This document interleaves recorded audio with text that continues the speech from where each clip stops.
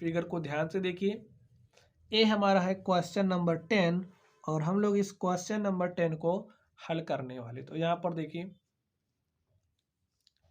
एक पंचभुज आकार का बगीचा है जैसा कि आकृति में दर्शाया गया है। इसका क्षेत्रफल ज्ञात करने के लिए ज्योति और कविता ने इसे दो भिन्न तरीकों से विभाजित किया। दोनों तरीकों का उपयोग करते हुए इस बगीचे का क्षेत्रफल ज्ञात कीजिए। क्या आप इसका क्षेत्रफल ज्ञात करने की कोई और विधि बता सकते हैं? यहाँ पर देखिए, ये जो ज्योति और रेखा, ज्योति ने ये जो आप आकृति देख रहे हो इसको इस तरीके से लिया, कविता ने आकृति को इस तरीके से लिया। हमें क्या बताना है? क्षेत्रफल। तो सबसे पहले जो ज्योति का आरेख है, ज्योति के आरेख से क्षेत्रफल निकालते हैं। लिखिए, ज्योति के आरेख से, ज्योति के आरेख से क्षेत्रफल, आरेख से क्षेत्रफल। तो स्टूडेंट, ज्योति के आरेख से क्षेत्रफल क्या हो जाएगा आप लोग बताइए। यहां पर देखिए, उन्होंने इसको कुछ इस तरीके से डिवाइड कर लिया है। तो यहाँ पर ये जो साइड आप देख रहे हो कितना है? 15 मीटर। तो इसको आप लिख दीजिए, जो जो यहाँ पर है, ये हमारा 15 मीटर है। और देखिए क्या दिया है, यहाँ पर साइड्स 15 मीटर दिए गए हैं। और अगर हम लोग यहाँ पर ए वाली साइड इसके बराबर ही है। अब यहाँ पर आप लोग ध्यान से देखिए, देखिए ये जो बीच वाला है, ये हमारा कितना हो जाएगा? 30। यहाँ पर देखिए ना, ये इतना पूरा 30 दिया है, यानी कि ये जो आप देख रहे हो आकृति बगीचा, इसकी ऊंचाई कितना दिया? 30। तो ये हमारी जो लंबाई है, यहाँ पर देखिए, ये जो लंबाई है ये हमें कितना दिया है? 30 दिया है। यहाँ पर देखिए ना, ये 30 दिया है। यहाँ से यहाँ तक की जो ऊंचाई वो 30 दिया है। इसको हमने 30 लिख लिया है। अब आप लोग इस आकृति को ध्यान से देखिए, ये हमें कैसी दिख रही है? एक समलंब के आकार की दिख रही है। आप लोग ध्यान से देखो, इसको ऐसे पलट के देखो, इस आकृति को आप ऐसे पलट करके देखो तो ये आपको कैसे दिखेगी? एक समलंब के आकार की दिख रही है। देखिए, चलिए अब देखिए, ए हमारा 15 है और ए हमारा 30 है और ए हमारी क्या है? ऊंचाई है। ठीक है, इतना पूरा अगर ये 15 दिया है तो ए आधा कर रहा ना इसका, तो ए इतना भाग हमारा 7/2 हो जाएगा। 7/2 नहीं, 15/2, 15 का आधा। ठीक स्टूडेंट, 15/2। ठीक है, इतना कितना हो जाएगा? 15/2। पूरा साइड 15 है। देखिए, ए इतना पूरा 15 है तो इतना कितना हो जाएगा? इसका आधा, 15/2। तो ए हमारा हो जाएगा 15/2 और ए भी हो जाएगा 15/2। तो यहां से मैं देखिए, जो समांतर भुजाएं हैं, समांतर भुजाएं में क्या मिल गई? 15 और 30। ऊंचाई क्या मिल गई? 15/2। तो क्षेत्रफल क्या हो जाएगा? समलंब के क्षेत्रफल के बराबर।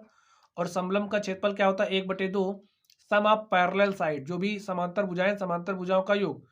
तो ये 30 + 15 करिए आप, 30 + 15 और इनटू में क्या हो जाएगा? ऊंचाई। ऊंचाई क्या है? 15/2। अब आप इसको हल कर लीजिए। लिखिए यहाँ पर 1/2 इंटू में 30 में 15 जोड़ेंगे हो जाएगा 45 और इंटू में 15/2।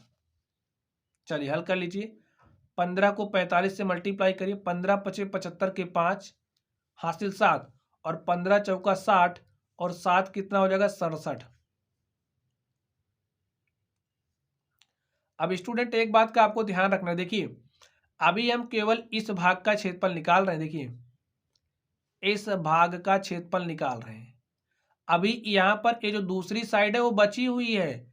जब हम लोग 2 से मल्टीप्लाई कर देंगे तो हमें पूरे का क्षेत्रफल मिल जाएगा। तो इसीलिए यहीं पर हम 2 से मल्टीप्लाई भी कर दे रहे हैं। ठीक है, यहीं पर हमने 2 से मल्टीप्लाई भी कर दिया है।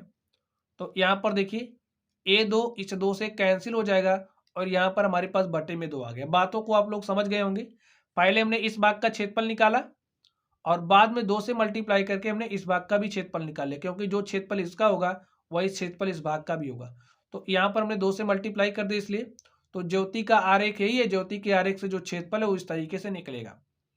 अब इसको हल कर लीजिए। 2 से काटिए, 2 × 3 = 6, 2 × 3 = 6, 1 7 और ए हो गया 15, 2 × 7 = 14, 1 15 दशमलव लगाई हो जाएगा 10, 2 पंचे 10, 337.5 मीटर में दिया है तो मीटर स्क्वायर।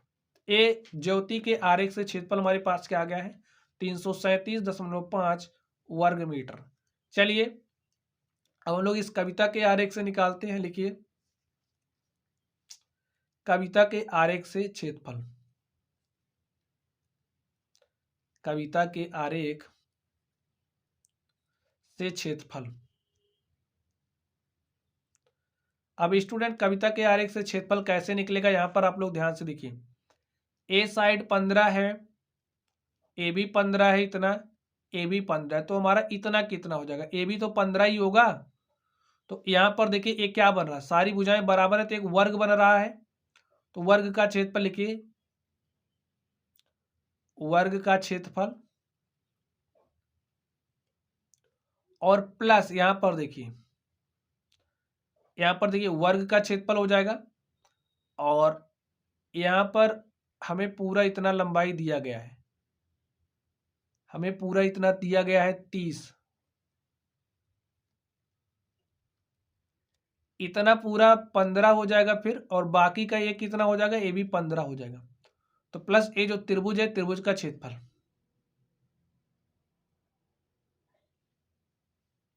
वर्ग का क्षेत्रफल क्या होता है, भुजा का स्क्वायर।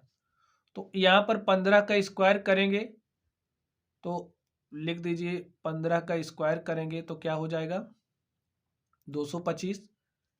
तो वर्ग का क्षेत्रफल क्या होता है, भुजा का स्क्वायर, और यहां पर आप प्लस में लिखिए त्रिभुज का क्षेत्रफल क्या हो जाएगा 1/2 आधार गुणे में ऊंचाई। तो यहां पर आधार देखिए, ए आधार का काम करेगा और ए हमारी ऊंचाई हो जाएगी। जब भाई ये जो ऊंचाई है इसी के बराबर हो जाएगी,